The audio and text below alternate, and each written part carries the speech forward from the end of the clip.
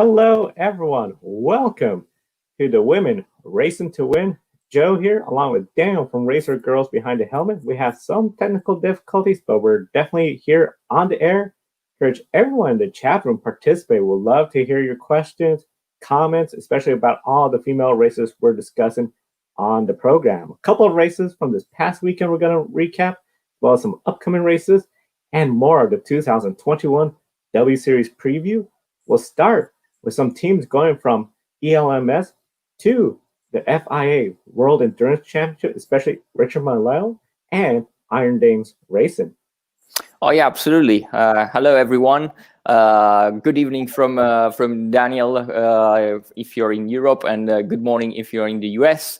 As Joe said, a couple of teams will make the switch from the European Le Mans Series to the World Endurance Championship this year, as the FIA WEC just released the entry list for the next season, which is the World Championship for prototypes and sports cars. So definitely one of the most important championships in the world. And the two fully female teams that were entering the European Le Mans Series last year, both supported by the FIA Women in Motorsport Commission, led by the rally legend Michel Mouton, they will switch from the ELMS to the FIA World Endurance Championship, which is a big step up for them. But definitely they proved the last season what they are capable of. And with both doing a top 10 in Le Mans and the 24-hour Le Mans, both the P9 in their respective classes, they definitely earned the spot into the WEC grid.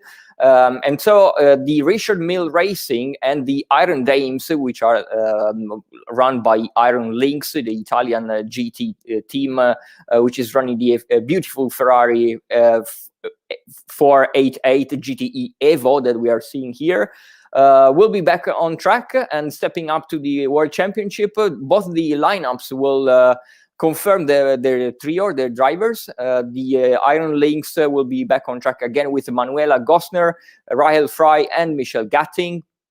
If you are interested in knowing more about about the stories of Rahel Frey, Michelle Gatting, and Manuela Gosner, you can actually see a very interesting YouTube web series, which is available for free on the team's YouTube channel. It's very interesting. It is called Racing Beyond Limits.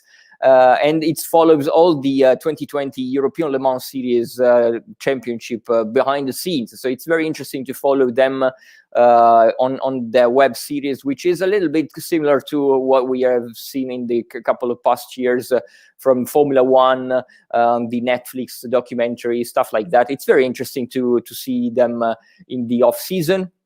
So we definitely encourage you to watch the Iron Dames documentary.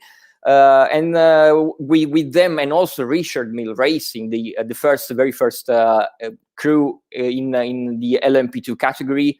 They made the ELMS debut last year with Tatiana Calderon, Sofia Flörsch, and Beitske Visser. They were all endurance rookies, all of them making their very first start at Le Mans. They did incredibly well. So the Richard Mille Racing team, which is run by the French endurance powerhouse Signatech team, with a lot of titles to their names in both the WEC and to ELMS, will be back on track together for a second year in a row.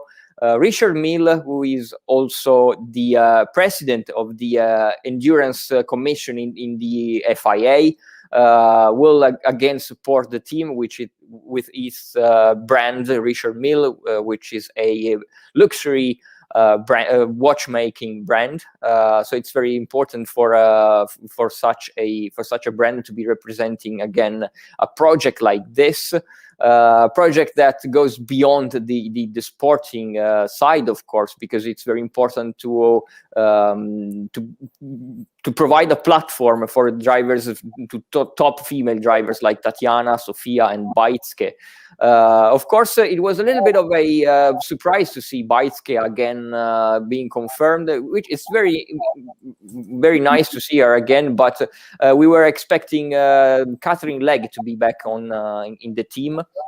Catherine, of course, had a crash in testing in Le Castellet last year, and she could not compete any race in 2020.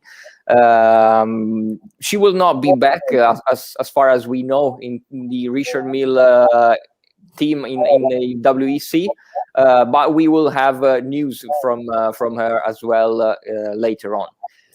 So again, we will see both the crews, the Richard Mille Racing team and the Iron Dames on track, stepping up from ELMS to WEC. Both the main difference, the cars are the same that they are using in the ELMS. The main difference is that while in the ELMS they have to qualify for the 24-hour of Le Mans, they get automatic entry when they have the slot on the grid in the World Endurance Championship. So definitely they are stepping up also with a automatic entry at Le Mans. They will have different tires because this year the LMP2 crews will have to run with the Goodyear tires, but last year they were racing with the Michelin tires. So a little bit of a difference from them. Also, the LMP2 class also having a little bit of a difference in regulations. So there is a little bit less of power, but still it will be very fast for them, hopefully, to get up to speed, and they will be back on track for a very interesting year. Very interesting. And you bring up some really good points about the differences in the tires, some of the regulations going to WEC full time, especially going from Michelin to Goodyear. Can't stress enough how different tires, the different compounds, and the way they're made makes a huge difference on the track. So definitely, we're really excited to hear that news. Now, of course, this past weekend, we had the 24 Hours of Dubai. Very exciting. Of course, the first 24-hour race of the 2021 calendar year. We had 3 women racing, and the awesome news, all 3 of them scored podiums. We'll start with Samantha Tan. And GT4 had a strong weekend as she led her team to victory in the GT4 class. The 23-year-old overcame travel barriers that made it difficult for her and the team to make the event. Thankfully, everything worked out. They got to the event, secured the pole, and then the team ran a wonderful race, winning the GT4 class and earning the top spot on the podium. Samantha said it felt near flawless the race, leading most of the race. Very enthusiastic for her and the team to get this win. So definitely a big congratulations to Samantha Tan and Samantha Tan Racing. Jasmin Preisig, second female racer in the 24 Hours of Dubai. She was racing in the TCR class, second place after a strong race in her first 24 Hours of Dubai event. So definitely very excited for her as well. And of course, as we talk about all the drivers, you can see whether they're on Instagram or Twitter. Encourage everyone to go follow them and cheer them on throughout the 2021 racing season. And thirdly, Karen Gaillard and GTX finished second place in class. So definitely another, just overall, exciting race where you had 3 female racers in there and all of them being on the podium. That is a big moment for the 2021. And here we are in January, and already we're talking about such a huge accomplishment. And we have more later in the program. The next race for the 24-hour series is the 12 Hours of Mugello. That's going to be taking place later on in the year. And then, of course, March 26th, 27th, despite a non-championship race at Abu Dhabi, will be held this weekend. So once again, 12 Hours Mugello, March 26th to 27th, non-championship race at Abu Dhabi will be held this weekend, in which Samantha Tan will be returning to the track 1 week after her victory. Very exciting stuff. And then, of course, Daniel, we heard some exciting news about Catherine Legg and Christina Nielsen. Yeah, definitely. As we spoke right before about Catherine Legg not being confirmed into the Richard Mille Racing crew in WEC, she will though make a return to the track after her crash in 2020. It will be her very first race as she starts the 24 Hour of Daytona, which is going to be held next week. This week, and they will have the collective testing and qualifying of the road to Daytona before the Daytona 24 Hour. And Catherine will return to Daytona with Christina Nielsen, which is a pretty important name in IMSA racing. She is a 2-time title-winning racer in IMSA. the very first female driver to win a major championship in sports car in North America. The Danish racer has been sidelined in 2020 as well, after the 2020 Daytona 24-hour, where she raced with Catherine Legg, with Tatiana Calderon, with Rahel Fry, and also Bia Figueiredo. They were racing together with the Gaillard Racing project, the project that unfortunately only lasted one race. In 2020, they folded after the coronavirus pandemic brought to them unprecedented issues in the sponsorship deals. So they had to fold their campaign in 2020. Very unfortunate for all the ladies involved. It was a fully female squad again. Catherine and Christina already had completed a 24-hour Daytona in 2019, when they were racing under the Heinrich Herr Racing banner. They were racing in the Acura NSX GT3 machine. They completed the full season, again with also Bia Figueiredo in that year. And the Daytona 24 hours, so it's definitely one of the biggest race of the calendar year. Another 24-hour coming up after the Dubai race that we saw last weekend. Very important for the IMSA, the most important IMSA race of the season. And this year, Catherine and Christina will be joining the Team Hardpoint by Earl Bamber Racing. So joining two drivers, two co-owner of the team, Rob Ferriol and Earl Bamber, in the Porsche 911 GT3R. It will be Catherine Legg's first race in the Porsche, while Christina Nielsen already had a couple of starts under her belt in the German car. Even though it will be her first race in the new car, in the new 911 GT3 Challenger. She also raced this year. The only race that she did this year was in a Porsche Carrera Cup in Scandinavia race in Sweden, where she scored a second place finish. That was basically the only race that Christina did this year. So it's very we're very excited to see her coming back to America, to IMSA, to compete in the 24-hour of Daytona, and again together with Catherine Legg. She says that her leg is fully recovered after the crash in the LMP2 car. So all the best to them, and we'll be following closely. Following closely, very excited to see that she's going to be back on track and her leg is fully recovered. So definitely it's going to be exciting to see her back on track for the 2021 year. Speaking about back on track, Hamda Al Qubaisi, fast start to her 2021 racing season. She participated in the first 4 races of the Formula 4 UAE division.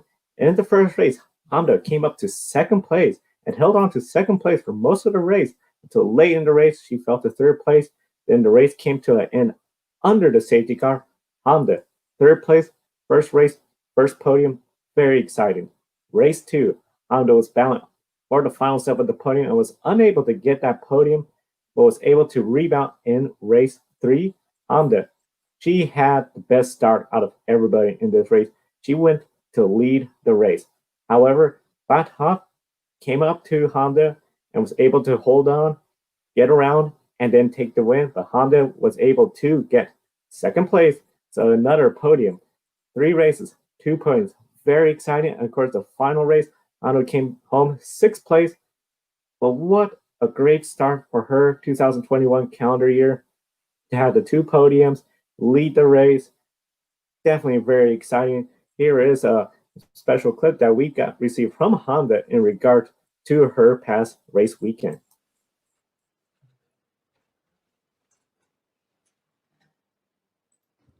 So overall, I think the race weekend went okay. I've had a few issues in quali and didn't manage to get my sectors together and all, so it was a P4 in Q1 and P2 in Q2. But in race 1, I managed to get a podium and also another podium in race 3. And a top 5 in race 2 and 6th place in race 4. I think the competition this year is very high, much higher than it was last year. And I think we're off to an okay start. We're definitely going to look forward to Yas Marina Circuit this weekend and hopefully do our best to even get to win. So as she mentioned, Yas Marina coming up this race weekend, home track, very exciting for her. Could easily go out there, get a win. We'll definitely be recapping about that race weekend next week on this program. Now, earlier, of course, this week we did have some news.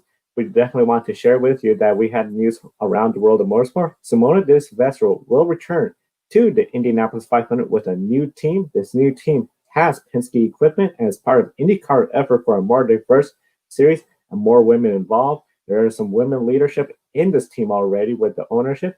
We're looking at potentially hearing more news. We're definitely following that.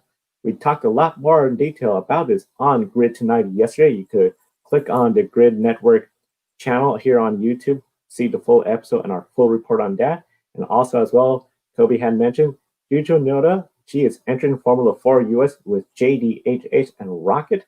So definitely it's going to be really exciting. Now, Daniel, for all the fans not familiar, can you tell us who is Juju Noda?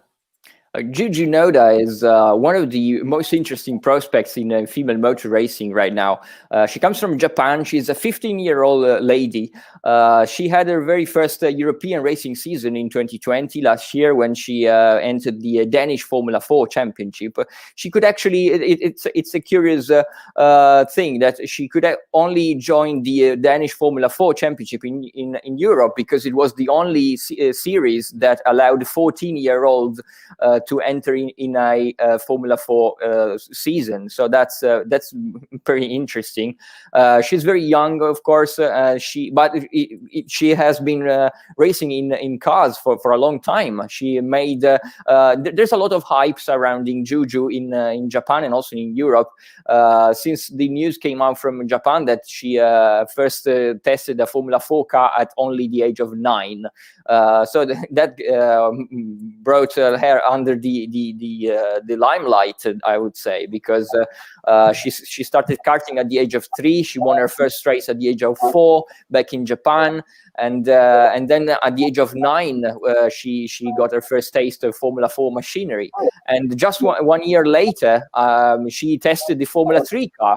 So that's impressive and unbelievable for such a young driver.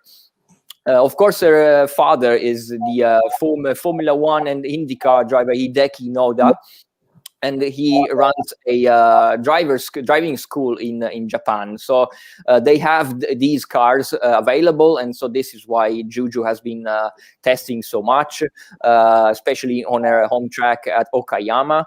She currently holds the record in Okayama for under 17 drivers. She did that at the age of 10.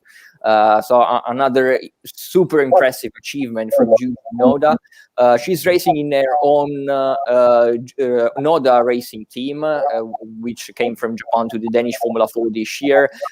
She scored all the pole positions this year in that championship and won her very first race in Europe in the first round of the Danish Formula 4 season. Unfortunately, that season was a lot hampered by the coronavirus pandemic. They could only complete the 3 rounds out of the 8 scheduled. So a little bit, we cannot really say much about Juju's performances this year because it was such a heavily hampered season. But of course, doing all the pole positions and the winning the first race and then claiming more podiums, it's very impressive for a record for her. She will be joining the US-based Formula 4 Championship with Rocket, which is a very important sponsor that we are seeing more and more in international motor racing, and especially supporting female drivers. They will be also supporting the W Series. They will be on all the cars in W Series. So very interesting to see also Rocket sponsoring Juju, and it's going to be massively exciting to see this very young 15-year-old Japanese driver racing in the US. Massively exciting. I know, especially in the United States, they introduced her to the American racing crowd as well as Rocket Sport. We don't see a whole lot of Rocket sponsorship in the United States motorsports, but definitely this is really a big win for everyone involved, and we cannot wait to see her race here in the United States. Now, of course, 2021, one of the biggest series we're excited about in all of motorsports has to be the W Series 2021. As we work through the 2021 W Series lineup, this week we'll revisit and discuss the 4 drivers we have already discussed about, and they were the top 4 in the W Series stand in 2019 was Jamie Chadwick taking the championship, Preisig Visser, Alice Powell, and Marta Garcia. Daniel, we know Jamie will be busy this year. She's going to have Extreme E, W Series. Preisig will be in World Endurance Championship. Having such a busy schedule, do you think this could be a distraction for the drivers? That's a very good question, Joe. I'm not sure if it's going to be a distraction. It's definitely challenging to switch from one car to another, especially with very different type of cars, like single-seaters, Formula 3 cars that are used in the W Series, and prototype cars, for example, or the Extreme E cars. That it's totally a different thing for Jamie. It's going to be a electric SUV racing with very different concept also of races, and actually news of today, Stéphane Sarrazin will be Jamie's teammate in Extreme E in the Veloce team, and Preisig will be in WEC, as you said. Actually, Sophia Flörsch said last year that the LMP2 prototype compared to her Formula 3 car, she raced in the FIA Formula 3 Championship, which has a little bit different cars. They're always the Formula 3 cars, but the FIA Formula 3 is using the Dallara chassis, while the W Series is using the Tattoos chassis that is also being used in the regional championships, both in Asia and in Europe. And she said actually that the cars were impressively similar in the driving style, because there is a lot of downforce, there is a lot of power. So even though they are, one is a Formula car, of course, the other is a closed wheel car, but still Sophia said that these 2 cars are pretty similar in the driving style. So maybe for Preisig will not be that much of a difference switching from week in and week out from W Series to the WEC. It's going to be a little bit of a difference, of course, for Jamie, that's for sure. But as we interviewed her, Jamie, and we asked that question to her, and she said that she's been pretty used to switching from one car to another. She has also been doing some GT racing in the past, some endurance championships. She won the 24-hour of the Nürburgring Nordschleife. So she's pretty used to that, and she says that she actually likes to bring one concept of driving to one championship to another. So it's going to be pretty interesting to see them back in the W Series with more experience of other series. And you bring up a good point. I know last week we had Alice Powell.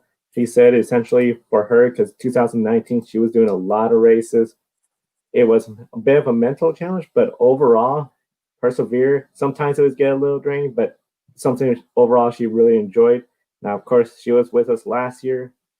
In the names she had mentioned as a big name to watch this year has to be Marta Garcia. He was talking about how she expects her to be really tough this year. Would you be surprised if we see Marta Garcia be the first woman to win out of the 4 that we're talking about today? No, not surprised at all. I would say that Marta, we were speaking with a lot of drivers and also other media personnel, other people following very closely the W Series, and pretty much everyone is saying that Marta will be the one to watch this year. Also, Jamie has brought up the name of Marta as probably one of her main contenders to the second on-track championship in W Series. Marta won last year at the Norris Ring in Germany, in the only street race 2019, not last year. And when we spoke with Catherine Bonmure, I think we were in Brands Hatch, and we spoke about the potential new drivers coming into the next season, which became 2021, of course, as the 2020 season got cancelled. And she brought up the name of Marta, and she said she asked me, did you expect Marta to do this well, starting straight from the first season and winning races? And honestly, I said yes, because I had been following Marta from karting days, and she was mega in karting. She was probably one of the most important names in European and international karting. She came to Italy for a lot of races. Italy is one of the most important places for international karting. There are a lot of teams, very important teams, a lot of the most important racetracks. So I knew that Marta would have been one of the names to watch. Of course, we didn't know what to expect from all the others. We knew that, of course, Jamie was pretty much up there, that Beitske had a lot of important single-seaters championships under her belt. We knew that Alice would have been a contender, of course, because of the experience in GP3. These were the names that were circulating, but I knew that Marta would have been a contender and a race winner into the first season. And so definitely I would say yes, we will see probably Marta winning more races in 2021. Yeah, everyone has been talking about her, especially this year. We're going to have a lot of unknowns, new courses in the current pandemic situation. Of course, one of the big things, all the race dates, they're tied with Formula One. So if we see a change in Formula One, that could effectively change the W Series schedule as well. So for the W Series, besides the new schedule, the playing field is almost even, with the cars, the mechanics, all being randomly assigned at different race weekends. The setups very limited to what they can do. So we're talking about the top four of 2019, Chadwick, Visser, Powell, and Garcia. 2021, is there a good chance we'll see the same four drivers in the top four? Or do you think we're going to see maybe 1, 2, 3, or even 4 different drivers in the top four fighting for the championship? That's the $1 million question, isn't it? I would say that, yes, definitely those 4 must be on the list of the drivers contending for the title.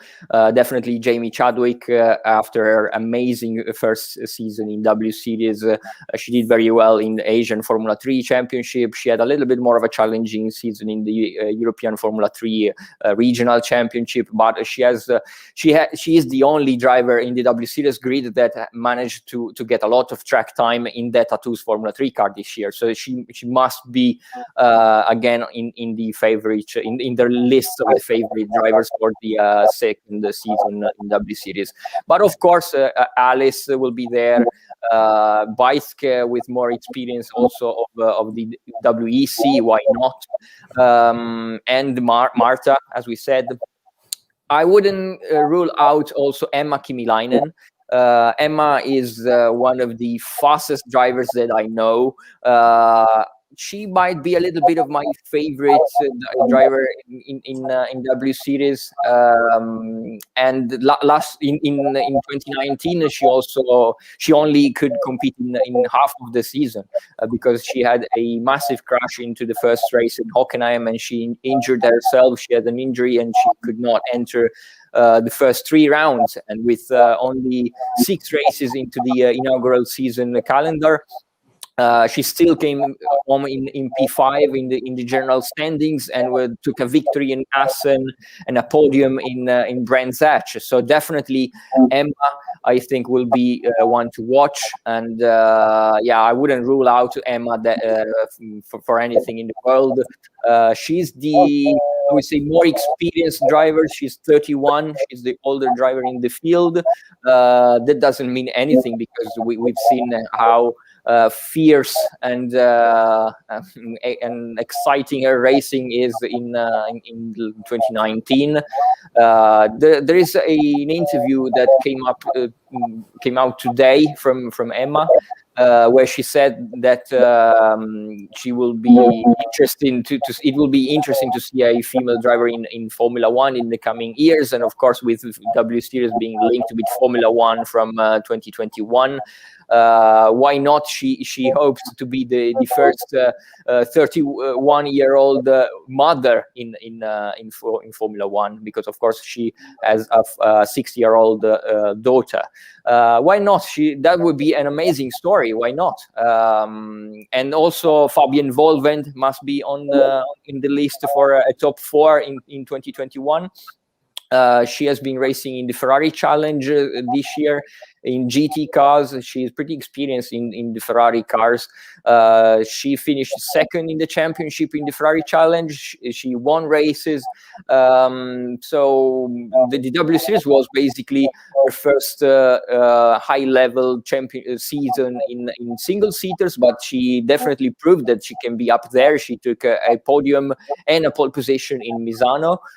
Which was a racetrack that she knew very well because she was racing there in GT cars, while she had a little bit less experience of the other racetracks. But now coming into the 2021 championship with some more circuits that she knows. Why not? Fabienne Volvend, I think, can be one of the contenders. So it's never been more open that before. I'm so much looking forward to see the first race and the first test in Valencia. You bring up a good point. That first test in Valencia, it's going to be really exciting to see how everyone shakes up. And of course, still, next couple of weeks, we're going to be going through the remaining field lineup of the W Series. So we still have a lot of talented drivers to discuss in future episodes. Definitely want to thank Daniel for all the expertise he brings to our program each and every week, every Thursday, right here on the Grid Network. Be sure to like and subscribe to the Grid Network. We're on the air Saturday with Grid Live News with an update on the WRC schedule. And then on Wednesday, we'll be Grid Tonight on the air. Hopefully we'll have some more additional news from W Series or from the women racing. And of course, back here again next Thursday, same time. For Daniel at Racers, the girls behind the helmet, I'm Joe Samaniego. Thank you for watching today's program. We'll see you next time. Joe Samaniego here. Want to invite you to go check out Podiums. Podiums is a dog clothing and accessory company based in Austria. 10% of each of your purchases goes to helping dogs in need, whether it's homeless, sick, or ill dogs. This is one of the reasons why we support it. Kiska here is a rescue dog from rural Alaska and our Grid office dog. We care about our furry buddies, and we know you do as well. Definitely check out pawbliss.com. There's a link on the video description, and by clicking on that link, you get a 10% discount on your purchase as well.